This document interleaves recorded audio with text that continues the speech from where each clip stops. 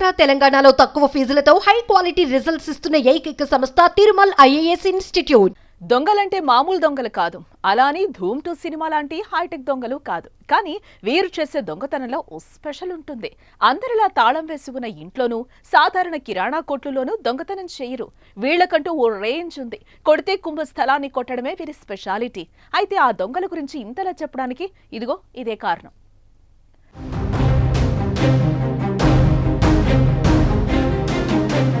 ఓ రాష్ట్రానికి deputy CM అంటే CM తర్వాత సీఎం లాంటి నాయకుడని అర్థం. డిప్యూటీ సీఎం చుట్టే కాదు, వారి కుటుంబ సభ్యులు నివాసాల వద్ద కూడా హైటెక్ సెక్యూరిటీ ఉంటుంది. గేటు బయట ఇంట్లోనూ టైట్ సెక్యూరిటీని ఏర్పాటు చేస్తూ ఉంటారు కదా. దొంగ కాదు కదా, దోమ కూడా దూరేందుకు ఆస్కారం ఉండదు. కానీ అలాంటి ఇంట్లోనే దొంగతనం చేశారు ఈ స్పెషలిస్ట్ దొంగలు.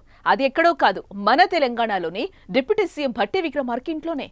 ఇప్పుడు ఈ దొంగతనం ఘటన రాష్ట్ర వ్యాప్తంగా హాట్ టాపిక్ గా మారింది.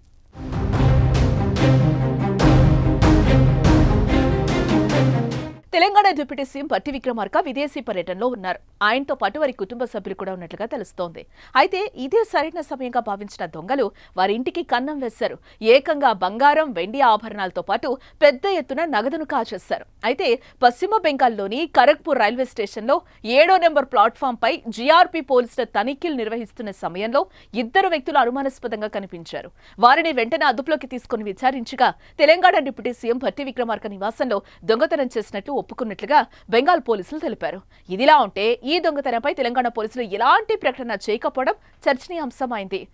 ఒక డిప్యూటీ సీఎం పదవిలో ఉన్న వ్యక్తి ఇంట్లోనే చోరీ జరిగిందంటే సాధారణ వ్యక్తులకు అస్సలు భద్రత ఉందా అని విమర్శలు వెలువెత్తుతున్నాయి.